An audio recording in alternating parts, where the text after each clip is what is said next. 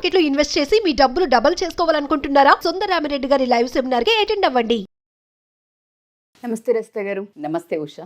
ఆడవాళ్ళు, అందులో especially house wives, వేటి వల్ల ఎక్కువగా వాళ్ళు అంటే పానిక్కి, పెయిన్కి గురవుతూ ఉంటుంటారు? ఏ సిచ్యుయేషన్స్ని వాళ్ళు తీసుకోలేకుండా ఉండే అవకాశం ఉంటుంది అంటారు? అసలు భలే టాపిక్స్ పట్టుకొస్తున్నావు. ఎందుకు అంటే ఇప్పుడు కూడా నేను బయట నుంచి వస్తున్నాను ఫంక్షన్కి. మీరు లేడీస్వి కానీ ఇట్లా ఇష్యూస్వి భలే చెప్తారు, మీరు సుమన్ టీవీలో వస్తారు కదా అని వచ్చి ఒక ఆవిడ మాట్లాడింది. ఇప్పుడు ఈ టాపిక్ ఏదైతే ఉందో, నేను ఇంకా అంటే లేడీస్ పెయిన్ అంటే as being a ladies, though working, though మనం ఇంత చేసినా టేక్ ఇట్ ఫర్ గ్రాంటెడ్ అనేది మన ప్రతి ఇళ్లలో కనిపించడం జరుగుతుంది. మీకు కూడానా మేడం అంటే అఫ్ కోర్స్ ఈ విషయంలో ఎవరు అతిథులు మాత్రం కాదుమా. దీంట్లో మెయిన్ ప్రాబ్లము మీరు అన్నది హౌస్ వైఫ్స్ అన్నారు కాబట్టి, హౌస్ వైఫ్స్గా ఒక ఫోర్స్డ్ మిత్ క్రియేట్ చేసి కొంతమంది వర్కింగ్ ఉమెన్ని జాబులు బంద్ చేయించిన వాళ్ళు బోల్డ్ మంది ఉంటారు. ఎవరైతే వర్కింగ్ ఉమెన్ ఉంటుందో తన కళలు ఏదైతే ఉంటాయో, అంటే కొన్ని ఒక 15, 20 ఏళ్ళు 25 ఏళ్ళు చదువుకొని ఉంటారు. తల్లిదండ్రి ఎట్టు కాదన్న కొన్ని లక్షలు ఖర్చు పెట్టుంటారు. వీళ్ళు ఇండివిడ్యువాలిటీ అంటే స్వతంత్రంగా ఫ్రీడమ్ ఉన్నంత పవర్ అలా వదిలేసి నువ్వు తోపు, అసలు నువ్వు ఎంత ఇంపార్టెంట్ అంటే మన పిల్లల్ని పెంచడానికి, మన ఇల్లు రన్ చేయడానికి, అంటే ఒక దేశం రన్ చేయడానికి నువ్వు పెద్ద మినిస్టర్వి, హోమ్ మినిస్టర్ అంటూ ఉంటారు కదా మనల్ని జనరల్గా అని అష్టోత్తరాలు చదవంగానే ఆమె కూడా నమ్మేసి, ఓ మై గాడ్ నేను ఎంత పవర్ఫుల్లా, నేను లేకపోతే మొత్తం ప్రపంచం అల్లకల్లోలం అయిపోద్ది, నా ఇల్లు మొత్తం అతలాకుతలం అవుతుంది, అత్తమామకు కూడా వీళ్ళందరికీ నువ్వే ప్రియారిటీ అనే ఒక ఇల్యూజన్ కల్పించి అంత ఇంపార్టెన్స్ క్రియేట్ చేసి అక్కడి నుంచి ఒక్కటేసారి ఆ కుర్చీని అట్లా కదిపేసి తీసుకొచ్చి నేలకు దింపి కూర్చోబెడతారు. ఇక తర్వాత నేలకి దింపి కూర్చోబెట్టిన తర్వాత మీకు ఒక ఇంపార్టెంట్ సీన్ రీక్రియేట్ చేయాలంటే, ఒక గుర్రం మీద కానీ ఒక క్వీన్ లాగా ఒక దగ్గర కూర్చున్న ఒక లేడీని తీసుకొచ్చి ఒక యుద్ధ భూమిలోకి దింపి, రైట్, దింపితే మీరు అటు ఇటు పరిగెడుతూ ఉంటే ఆ మనిషి అక్కడ ఉంటే ఇటోళ్ళు ఇటు వెళ్ళిపోతుంటారు, ఇటు వెళ్ళిపోతుంటారు. అసలు ఆవిడ ఎవరన్నా చూస్తారా అక్కడ మనిషిని? ఎగ్జాక్ట్లీగా ఈ హౌస్ వైఫ్కి ఈ థియరీ వర్కౌట్ అవుతుంది. ఎందుకంటే ఆవిడ మీటింగ్లో ఉన్నప్పుడు, ఫర్ ఎగ్జాంపుల్ ఫోన్స్ అలౌడ్ ఉండవు, బట్ మోస్ట్ ఆఫ్ ద టైంలో ఒకవేళ బిజీగా దాంట్లో వర్క్లో ఉన్నప్పుడు ఫోన్ చేస్తే ఏం చేస్తుందంటే, ఎంత హస్బెండ్ చేసినా హస్బెండ్ ఆయనతో కూడా ఎత్తాడు, ఎందుకంటే అసలు ఇంకా బిజీ ఉంటారు కాబట్టి. సేమ్ మీటింగ్స్ జరుగుతుంటాయి కానీ వైఫ్ ఎత్తుతుంది. ఒక రకమైన చిన్న రెస్పాన్సిబిలిటీ, చిన్న భయం, వీళ్ళు కాల్ చేశారంటే ఏమైనా నా అవసరం ఉందేమో, నేను తీర్చగలుగుతానేమో, నా అవసరం నా పిల్లోడికి ఉందేమో, వాడు బాగున్నాడా లేదా అనే ఒక చిన్న ఆ ఒక్క నేనే రెస్పాన్సిబిలిటీ వీళ్ళిద్దరికీ అనే ఒక చిన్న ఫీలింగ్తో అంత బిజీలో కూడా 80 to 90% ఎత్తుతారు. అంటిల్ అన్లెస్ చూడకపోతే, until unless it is not a serious meeting, though కూడా ఎత్తుతారనే చెప్తాను నేను. సో ఎత్తుతారు. అలాంటి విమెన్ ఇంకా హౌస్ వైఫ్ అయినప్పుడైతే ద మోస్ట్ అంటే టేక్ ఇట్ ఫర్ గ్రాంటెడ్ ఒక థింగ్ లాగా వాడతారా, వాడరా అంటే పొద్దున లేవగానే డబ్బాలు మాత్రం అక్కడ ఉండాలి. అది ఎలా వచ్చింది, ఆవిడ ముందు లేచింది ఏంటి, ఆవిడ ముందు ఎంత కష్టపడ్డది, ఆ కూరగాయలు తీసుకురావడానికి, ఆ కూరగాయలు కట్ చేయడానికి, ఆ పప్పో ఉప్పో ఉన్నదా లేదా, జీలకర్ర అయిపోయిందా, అది వెనకాల మళ్ళీ ఆర్డర్ చేసి తెప్పించుకుందా, అసలు నాకు ఇక్కడ ఊపిరి ఆడతలేదు. కానీ నాకు గుర్తొస్తే అప్పటికి ఒక్కొక్కసారి వాళ్ళు వెళ్ళే టైంకి ఒకటి ఉండకపోతే అట్లా ఫోన్ చేసి బ్లింకిట్లో పెట్టి అది వస్తుంటే 4 సార్లు బయటికి తిరిగి తీసుకొచ్చి, వాళ్ళకి అసలు ఇంత కూడా నాలెడ్జ్ ఉంటుంది. అది ఆ టైంలో నువ్వు అంత బిజీగా చేస్తుంటే ఇంకెవరైనా గబుక్కును పిలిచారనుకో, అరే నేను పనిలో ఉన్నాను అనలేదు. ఒకవేళ అంటే ఏం చేస్తున్నావు, అంత పెద్ద పని ఏంటి, ఈ వర్డ్స్ ఎంతమంది ఫేస్ చేసి ఉంటారు ఉషా? ఎవరు అతిథులు కాదని మీరే చెప్పారు, అందరూ ఫేస్ చేసిన అందరూ ఫేస్ చేశారు. అదొక రకంగా అంటారు కదా. నేను ఇందాకే ఒక వీడియోలో కూడా చెప్పాను, అంటే హౌస్ వైఫ్ అనే ఒక ట్యాగ్కి కుచ్చునే కర్తి అంటే like she won't do anything, ఏమీ చెయ్యదు హౌస్ వైఫే. ఆ ఏమీ చెయ్యదు అని ఎవరైనా అన్నప్పుడు వాళ్ళని ఒక 1 month ఇల్లు మొత్తం రన్ చెయ్యమని చెప్పాలి. అప్పుడు ఏమి చేస్తోందో ఏమి చెయ్యట్లేదో మీకు ఎక్స్పీరియన్స్ అది. ఆ దమ్ము ధైర్యము ఏదైతే ఇందాక నేను చెప్పాను, తన జాబుని, తన పవర్ని, తన ఆశల్ని, తన కలలను, తను ఇన్వెస్ట్ చేసిన, తన తల్లిదండ్రి ఇన్వెస్ట్ చేసిన డబ్బుని అలా త్యాగం చేసి కుటుంబం కోసము మీరు ఎప్పుడు కరుణిస్తారా, ఎప్పుడు మెచ్చుకుంటారా అని అల్లాడిపోయే చూసే ఆడవాళ్ళకి అదే భర్తను నువ్వు ఫ్యామిలీని, నువ్వు పిల్లల్ని చూసుకో, నాది పెద్ద జాబు లేకపోతే నాకు ఎక్కువ కెరియర్ ఉంది అని అంటే ఎంతమంది మగాళ్ళకి ధైర్యం ఉంటుంది వదిలేయడానికి? అసలు ఎక్కడ ఈక్వాలిటీ? నేను ఈక్వాలిటీ మళ్ళీ జాబ్ చేయాలి, గొప్ప బయటికి వాళ్ళ గురించి మాట్లాడా, నేను త్యాగం గురించి మాట్లాడా. Are you really equal to do that sacrifice in your life? No. So there is no comparison and coming of this sacrifice yeah. ఎందుకు అంటే ప్రతి చోట ఒక భయం. నేను కనుక జాబుకు పోతే కాదు అని మొండిగా నా పిల్లోడికి ఏమైనా అయితే నేను బ్లేమ్ అవుతాను. నేను ఈరోజు నా ఫ్రెండ్స్ పార్టీకి పిలిచినరు, లేకపోతే ఒక ట్రిప్కి వెళ్తే మా అత్తయ్యకో మా మామయ్యకో ఏవైతే ఆ గిల్ట్తో నేను చచ్చిపోతాను. నీ అమ్మ నాన్న అదే కండిషన్లో ఎక్కడే ఉంటారు. మరి నీ భర్త అంత కేర్ తీసుకుంటున్నాడా? నువ్వు తీసుకుంటున్నావా? ఆ గిల్ట్ అక్కడ లేదు.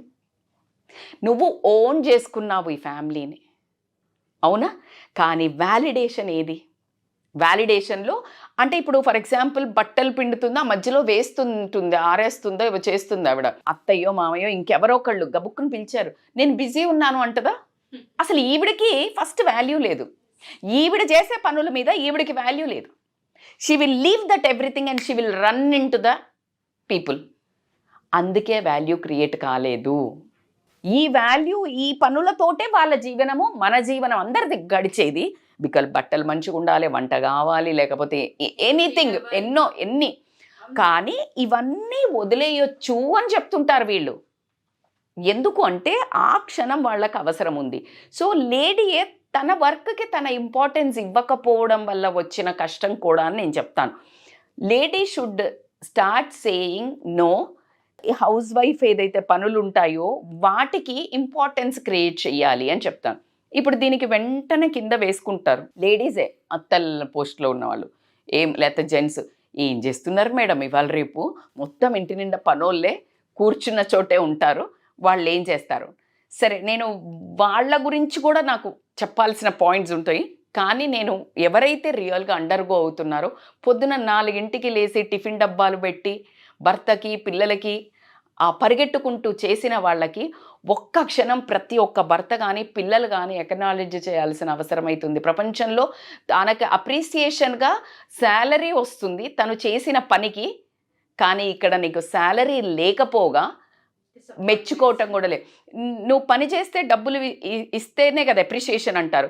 మరి నువ్వు పని చేస్తుంది ఆవిడ, మీరు శాలరీ అని కాదు, కనీసం అప్రిషియేషన్ ఏది?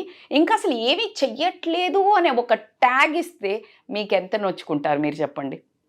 అవునా? అది తీసుకోలేరు కదా. సో మొన్న ఇంకొక రీల్లో కూడా చూసి చాలా బాగా చేస్తున్నారు. వాళ్ళ మనుషులో ఉన్న కడుపు మంట అంతా లేడీస్ భలే తమాషా రీల్, అంట్లు తోముకుంటూ చెంచాకి స్పూన్ కడుక్కుంటూ ఇలా నేను చెంచా అది గిన్నె గ్లాస్కి ఒక్కొక్క దానికి పైసా కట్టించినా కూడా నా శాలరీ ఇప్పుడు లక్షల్లో ఉండు కావచ్చు అని చెప్తే అప్పుడు నాకు కూడా వచ్చింది, అవును కదా, ట్రూ, అవునా కదా? So the amount of work what they, ఒక్క క్షణం ఒక లేడీ స్తంభించిపోతే ఇంట్లో ఎన్ని ఆగిపోతాయో. అందరి మొహాలు అలా దీనంగా బేలగా ఎప్పుడు బాగవుతావే అన్నట్టు అలా చూస్తూ ఉంటారు. అసలు ఎంత అంటే అటు చూస్తుంటే వాళ్ళను అమ్మ అమ్మ అమ్మ అమ్మ అని కనిపిస్తారు చూడు, అలా ఉంటారు. అది భర్త కూడా చిన్న పిల్లోడైపోవడము, అంటే ఎప్పుడు బాగవుతుందా అన్న ఆ స్ట్రాంగ్నెస్. మీరు అంత ఆధారపడ్డారే, తను బాగు కావాలి, తను లేకపోతే మాకు నడవదే అనుకుంటున్నారే, తను మంచిగా ఉన్నప్పుడు ప్రేమ చూపించండి. తను అసలు బాగా సిక్ అవ్వడానికి ఛాన్సెసే ఉండవు, డిసప్పాయింట్ అవ్వడానికి ఛాన్సెసే ఉండవు. సో ఖచ్చితంగా లేడీస్ మాత్రం మీరు చేసే పనికి, ఏది హౌస్ వైఫ్లో ఉన్న పనికి కూడా ఇంపార్టెన్స్ వాల్యూ క్రియేట్ చేయండి. దీనివల్ల ఎంత, ఇప్పుడు ఇందాక నేను చెప్పాను, ఆ వంటకు సంబంధించినవి సమకూర్చుకోవడానికి, ఆ వంట ఆ టేబుల్ మీదకి, ఆ గిన్నెల టేబుల్ మీదకి రావడానికి తను పడ్డ బ్యాక్గ్రౌండ్ శ్రమ అంతా ఇంత ఉండదు. అట్ ద సేమ్ టైం మీరు అన్న ఏదైనా అంటే కూడా ప్లానింగ్ కూడా అవసరమే. ఈరోజు ఈ కూర ఇదే కూర అంటారు కదా, మళ్ళీ ఇదే కూర ఆ పనోళ్ళకి చెప్పాలన్నా, పనోళ్ళను మాట్లాడాలన్నా, పనోళ్ళు ఏం దొంగతనం చేయకుండా తీసుకెళ్ళాలి అన్నా, లేకపోతే సేమ్ థింగ్స్ అన్నీ సేమ్ ప్లేస్లో ఉండాలన్నా ఏదైనా కష్టమే. మరి ఇది కష్టం కాదు అన్నప్పుడు ఒక వారం మీరు చూపించండి, ఛాలెంజ్ చేసి చూపించండి, విసుక్కోకుండా. మీరు పడే ట్యాంట్రమ్సే మేము పడతాము. ఆ కాఫీ తీసుకురా, లేకపోతే ఇది తీసుకురా, కూర బాగాలేదు, ఉప్పు బాగాలేదు, పప్పు బాగాలేదు అని అనుకుంటూ, రైట్? సో మేము కూడా అలాగే మీరు చేసినట్టే పని చేసి వచ్చి లేటుగా వచ్చి ఫోన్ పట్టుకొని కూర్చుని కేర్ చేయకుండా మీరు అన్నం పెడుతూ ఉంటే మేము ఫోన్ చూసుకుంటూ లేచి వెళ్ళిపోయి మళ్ళీ ఫోన్ కూర్చొని ఒకసారి ఎలా ఉంటుందండి? నా ఈ యాక్షన్ నాకే వియర్డ్గా ఉంది. ఆ చిన్న హ్యుమానిటీ, ఎదుటి మనిషిని అర్థం చేసుకోవడం, తల్లిని అర్థం చేసుకోవడం, మీరు భార్యను అర్థం చేసుకోవడం, అత్త మామలు ఉంటే కోడల్ని అర్థం చేసుకోవడం, లేదా అత్త పని చేస్తుంటే మిగతా కోడళ్ళైనా కూడా అర్థం చేసుకోవడం, ప్రతి ఒక్కళ్ళు ఒక మనిషి చేసే పనికి ఇంపార్టెన్స్ ఇచ్చినప్పుడు రెస్పెక్ట్ అంటాను నేను. అందుకే ఏ రిలేషన్లో అయినా ప్రేమ కాదు ఫస్ట్ ఇంగ్రీడియంట్, రెస్పెక్ట్. ఆ రెస్పెక్ట్ ఉన్నది అంటే ప్రేమ ఆటోమేటిక్గా పుట్టుకొస్తుంది. కాబట్టి ప్రేమ రిలేషన్ మొదలవ్వడానికి కంటి చూపుతో నచ్చుతుంది, మనసుకు నచ్చిందంటే ప్రేమగా మారుతుంది. కానీ ఆ బంధం నిలబడాలంటే మాత్రం respect is the key word, Fevikwik word అని మాత్రం నేను చెప్తాను. True, exactly. మీరు అన్నట్టుగానే ప్రతి హౌస్ వైఫ్ కూడా పెయిన్ అనేది ఉంటుంది. ఆ రెస్పెక్ట్ని, వాల్యూని క్రియేట్ చేస్తే ఎటువంటి స్వార్థం లేకుండా, ఎటువంటి ఎక్స్పెక్టేషన్స్ లేకుండా ఇంట్లో పనిచేసే ఆవిడని కనుక ఒకసారి మీరు చూడగలిగితే, ఒకవైపు ఆవిడ గురించి కూడా ఆలోచించగలిగితే చాలా వాల్యూని క్రియేట్ చేసిన వాళ్ళు అవుతారు. వండర్ఫుల్ నరేషన్ అండి. ఎందుకంటే హౌస్ వైఫ్స్ గురించి మాట్లాడాలన్న థాట్ వచ్చినప్పుడు ఫస్ట్ నాకు గుర్తొచ్చింది మీరే. ఎందుకంటే ఏవేవి మాట్లాడాలి, ఎంత పెయిన్ ఉంటుంది వాళ్ళ లోపల, వాళ్ళు ఏం ఎక్స్పెక్ట్ చేయరు. కూర చేసినప్పుడు బాగుంది అని చెప్తే బాగుండు, ఆ చిన్న చిన్నవి ఉంటుంటాయి. బేసికల్గా ఇప్పుడు డబ్బు తీసుకొచ్చిన వాళ్ళకే ఆధిపత్యం.